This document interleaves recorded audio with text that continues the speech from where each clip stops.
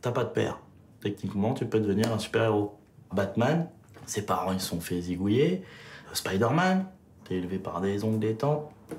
Harry Potter, Luke Skywalker, on le balade à droite à gauche avec des trucs, ouais, ton père par-ci, ton père par-là, il comprend pas trop. C'était exactement ma vie. Les pouvoirs en moins, quoi, je pouvais pas faire bouger les trucs. Mais c'était trop cool de se dire que t'as un lien avec tous ces super-héros-là, quoi. Ça m'allait très bien, d'un certain point de vue.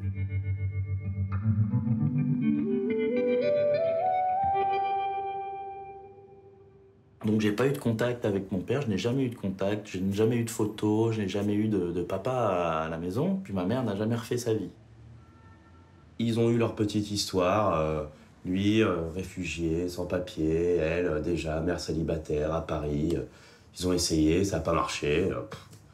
Puis entre-temps, je suis arrivé, quoi. Alors moi, je savais rien sur mon daron. Je savais qu'il s'appelait Jafar, le mec, qu'il avait dû quitter l'Irak, donc le pays des tapis volants, des lampes magiques, à cause d'un dictateur hyper vénère, une sorte d'Hitler rebeu, qui voulait tuer tout le monde.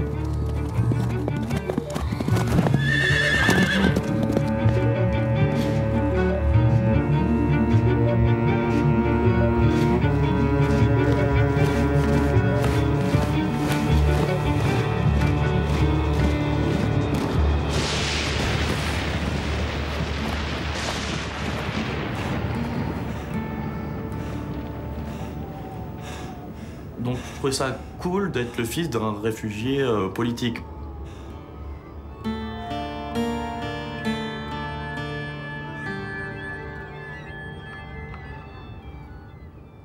Quand j'étais petit, ma mère me disait qu'on était juifs,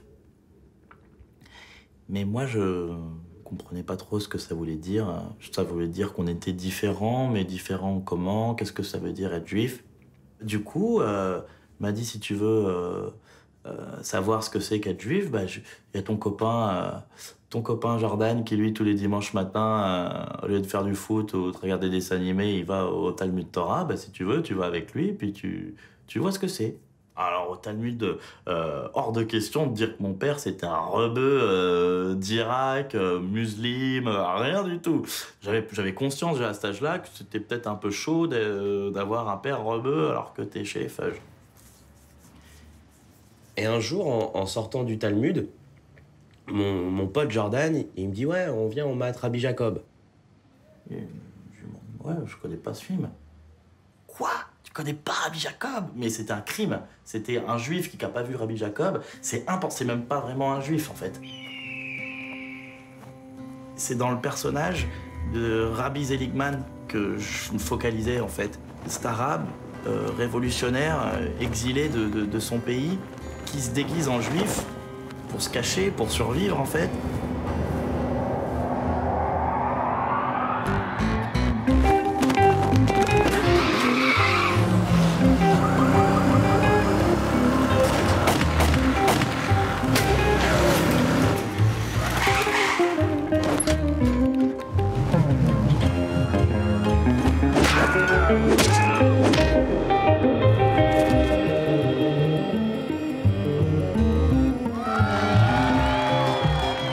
J'arrivais pas à me dire que ça pouvait être cool d'être arabe. Alors qu'avec Rabbi Seligman, on pouvait être arabe et cool. Mon père, de mes 5 à 20 piges, c'est Mohamed Larbi Slimane.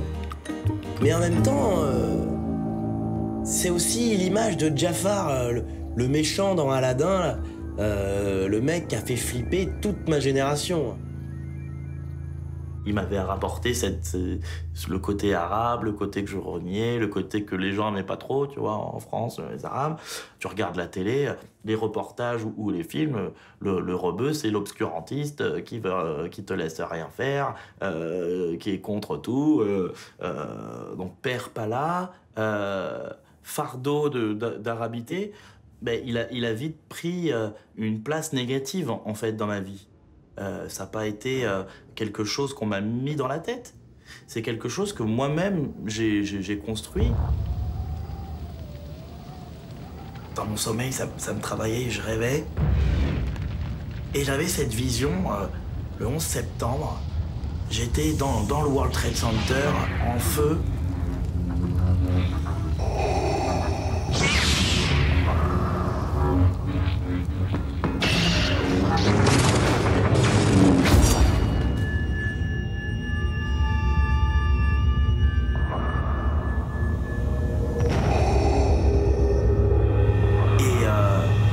Et Dark Vador enlève son masque.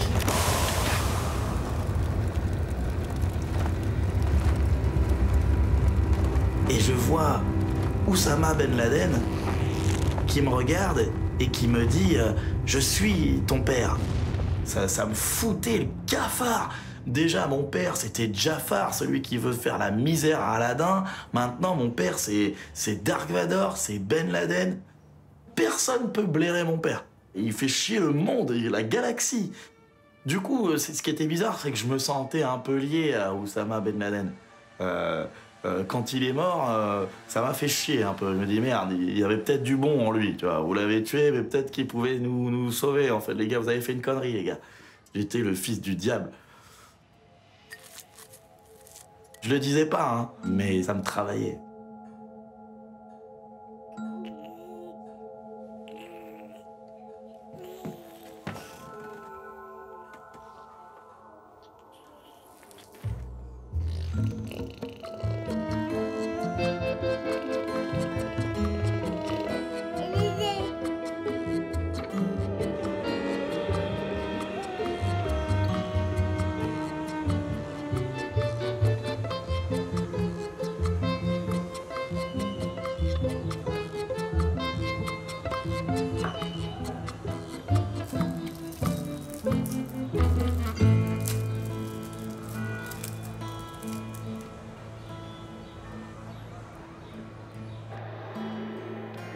Je me suis mis à bosser pendant mes études, et moi qui n'avais pas de thunes en travaillant, bah t'as des thunes.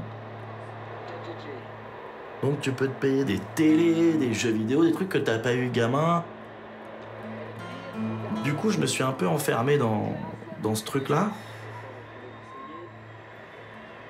Et puis ça me remettait en question, dire putain, mais voilà, tu vois, qu'est-ce que tu vas faire de ta vie, tu fumes tes joints, me dévaloriser. Je me dis, j'apporte rien à la société, là, je fais rien, quoi. Et c'est à ce moment que je me suis dit, bon, c'est peut-être le moment d'aller voir mon père.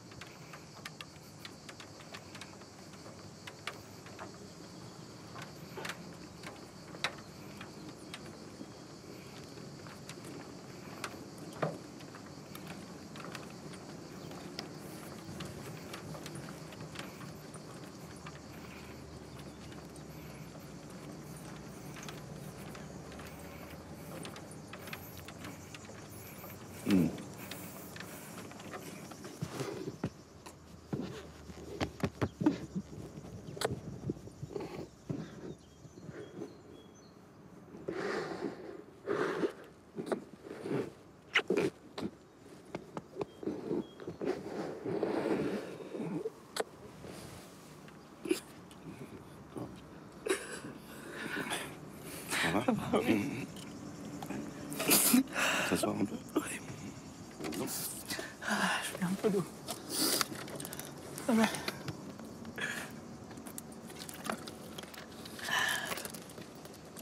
Attends. Hein? Hein?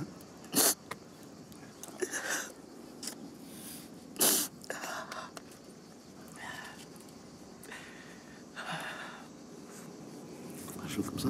Non, ça va. Ça va? Je suis un peu ému, hein. Hein? Je suis un petit peu ému. Je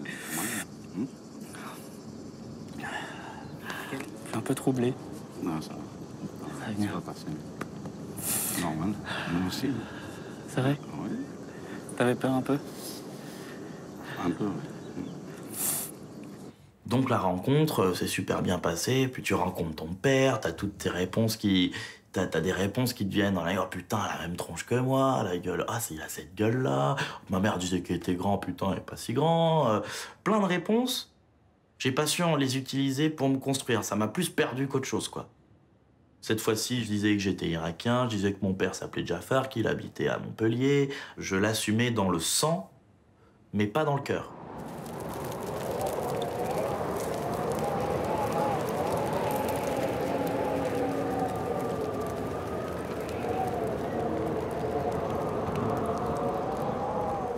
J'avais l'impression qu'on m'a fait une greffe et que d'un coup, on me rajoutait un bras qui n'est pas à moi. Et moi, j'ai préféré qu'on me renlève cette main, que je redevienne manchot, parce que ça, je savais faire.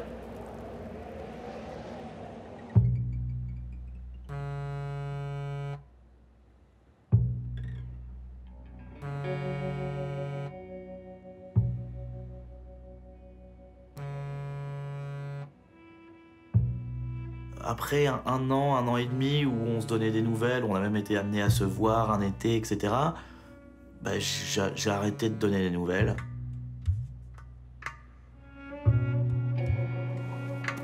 Du coup, je végétais là, sans savoir trop où aller.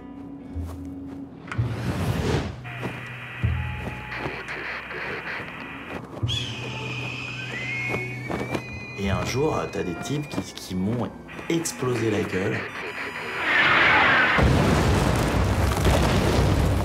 Qui m'ont volé mon portable, qui m'ont volé mes lunettes de vue.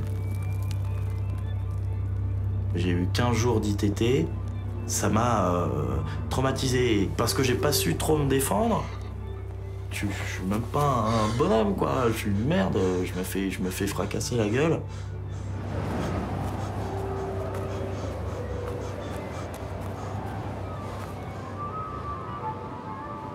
Comment ton père, il peut être fier de toi?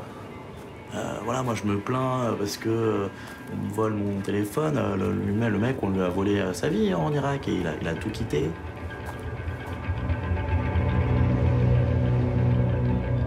Intimidé en fait, par rapport à la stature du gars, quoi.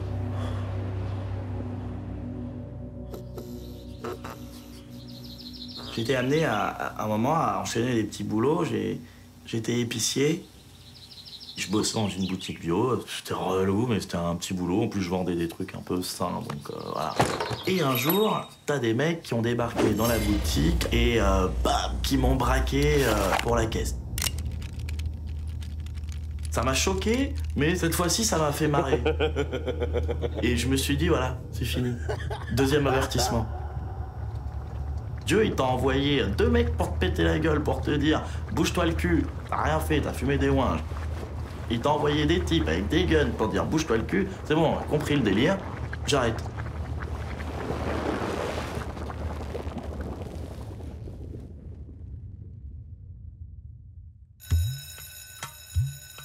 Ça a peut-être déclenché ce truc de « Bah, c'est négatif, mais vas-y, transforme-le en positif. » Quand j'étais plus jeune, je me t'ai dit, tiens, je kifferais quand même être prof et tout. Je dis, putain, pourquoi t'as jamais réfléchi vraiment bien à ça? Reprends tes études, fais de l'histoire, kiffe et deviens prof. L'étude de l'histoire m'a permis aussi de combler quelques trous de mon histoire. Ce qui s'est passé peut-être dans la vie de mon père, qui l'a emmené à vivre ces choses-là. En étudiant finalement l'histoire de l'Irak et de ces civilisations-là et de ce qu'ils avaient vécu, ça m'a permis aussi de comprendre des trucs sur lui. Et quand ça allait mieux, quand j'ai repris la fac, quand j'étais bien, j'ai trouvé une nénette, qu'on habitait ensemble, là je me suis dit, ah putain, là faudrait que t'ailles voir ton père.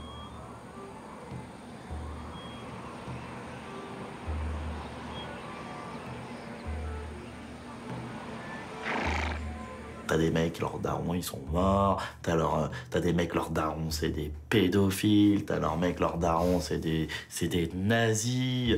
Il y a trop des trucs pourris. Moi, mon daron, c'était un gars, je l'ai vu, il était cool.